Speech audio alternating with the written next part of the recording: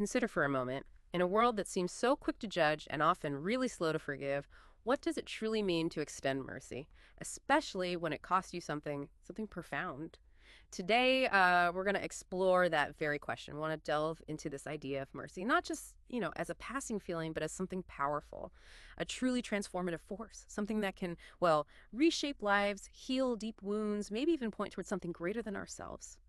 Our conversation today is really an invitation for you to understand what it means for mercy to truly leave its mark, on individuals and by extension on the world around us. It's kind of a journey into discovering how compassion, when it's deeply felt and actively lived out, becomes, well, an undeniable part of who we are, how we interact with everyone we meet.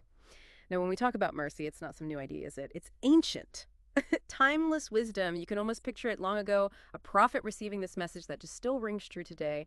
That's a foundational requirement for all of us. This sacred wisdom passed down puts it so simply, so powerfully. He has shown you, O mortal, what is good. And what does the Lord require of you? To act justly and to love mercy and to walk humbly with your God. Wow, that really cuts through all the noise, doesn't it? It absolutely does. It's right to the core. Exactly.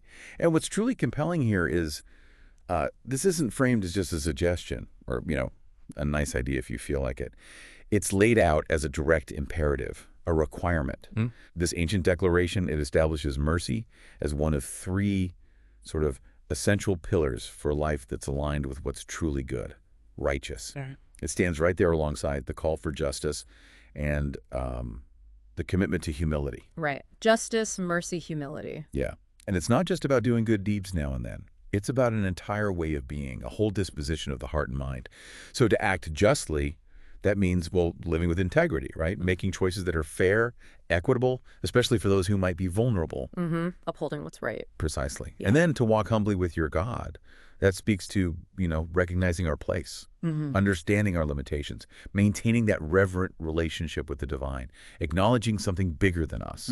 But the phrase that often gives us pause, the one we're really digging into today, is to love mercy. And that goes so much further than just showing mercy sometimes. Yeah. Or like acting mercifully out of duty. Right. There's a difference. Huge difference. To love mercy, that implies a deep affection for compassion itself, an eagerness even, a profound desire to extend kindness, forgiveness, grace whenever you possibly can. It's like a deep yearning for compassion to be your default setting, your guiding principle. That distinction, loving mercy versus just showing it, that really resonates. It feels much more internal, doesn't it? A transformation inside, not just an action outside. Exactly. And if we think about our world today, it often feels incredibly quick to condemn, right? And painfully slow to forgive. Oh, absolutely. How does this idea of loving mercy really stand out? We see it constantly, the rush to judgment, holding on to grudges, the cycles of retribution, publicly, privately. In that kind of environment, an act of real, genuine mercy, well, it doesn't just slip by unnoticed. It becomes a powerful witness, I think. A really compelling, maybe even jarring demonstration of something deeper. Yeah. It cuts through that noise, that bitterness, and it shows maybe a different way, a possibility of healing, of grace. It's striking precisely because it's so rare sometimes. So countercultural. Like a beacon. That's a good way to put it. Yeah. And this brings us to a really vital point, a question people often ask. We tend to equate strength with, toughness, an unyielding stance, getting even, Right. holding that grudge. That's the common view. But the message here, the profound message, is explicit. Mercy isn't weakness. In fact, it's presented as strength wrapped in grace.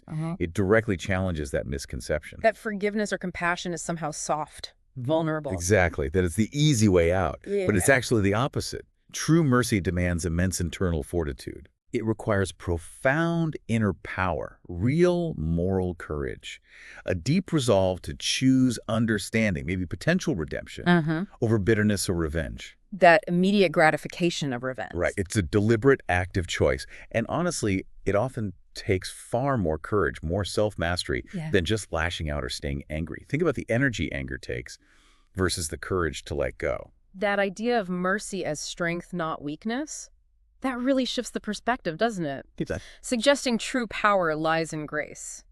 Now, we've taught conceptually, but mercy really comes alive when you see it, when you witness its transformative power in real lives.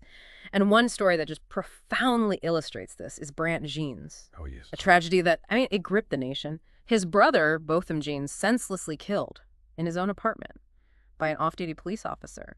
The grief, the anger, the shock, the injustice, it's almost unimaginable. Totally. And the world watched, expecting maybe, demands for maximum retribution, understandable outcry for justice. And justice was certainly part of the process, of course. But what happened in that courtroom, it went beyond the legal proceedings.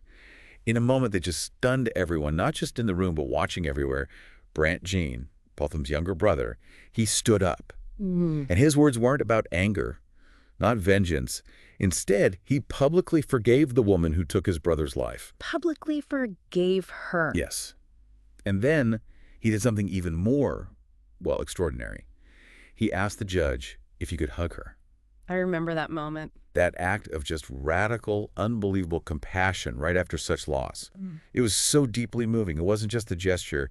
It was this powerful, tangible demonstration that mercy isn't weakness. It was strength personified. Strength wrapped in grace, like you said. Yeah, it showed that immense inner fortitude we talked about, that ability to choose a higher path, even when you're consumed by justifiable pain. That moment, yeah, it really stuck with people. But mercy doesn't always happen on that kind of grand stage, does it? No, not at all. Sometimes its power is quieter, but just as impactful. Think about the story of an unnamed schoolteacher dealing with a really troubled teenager. Right. This wasn't just one bad day, it was a pattern. Likely frustrating, disruptive, probably tested that teacher's patience to the limit. You can imagine. The easy path, the expected path would be punishment, right? Standard discipline, draw the line. The rule book approach. But this teacher, they chose differently. They chose patience. They chose kindness. They chose to try and see the struggling person behind the behavior. And that choice, that act of everyday mercy, it had profound consequences. This compassionate decision, this consistent commitment to grace instead of just rules, it ultimately changed the entire trajectory of that young person's life. Amazing. It wasn't a public spectacle. It was quiet, consistent, an investment in understanding and believing in someone. And it yielded incredible results. Right. The student, who might have just spiraled down, found a path toward growth, stability, all because someone saw them through that lens of mercy. Wow. It shows that mercy isn't just for the huge, dramatic moments. It's often in those daily, sometimes really difficult choices we make, to respond with understanding instead of just reacting. So when we look at these examples, the huge public forgiveness, the quiet classroom patience, what's the common thread? What connects them? What does it all mean for us, listening right now? Well, if we connect these stories, these experiences, to the bigger picture, I think they echo this profound universal calling. They invite us not just to be open to receiving mercy ourselves, but to actively live it out every day. They show so powerfully how seemingly small acts of kindness or those incredibly difficult acts of radical forgiveness can have truly life-altering consequences. Not just for the person getting there. Exactly. Not just for them, but for the one extending it too. And even for those who just witness it, like we did with Brant Jean's story. It really underscores that mercy isn't some abstract idea to just admire. It's practical. It's actionable. It's a way to engage with a world that often feels broken. A way that transforms. Yes. Transforms both the giver and the receiver, creates ripples of healing, hope. It's proof that compassion, when embodied, can reshape destinies. That's really it, isn't it? To live a life marked by mercy, it involves both sides of that coin.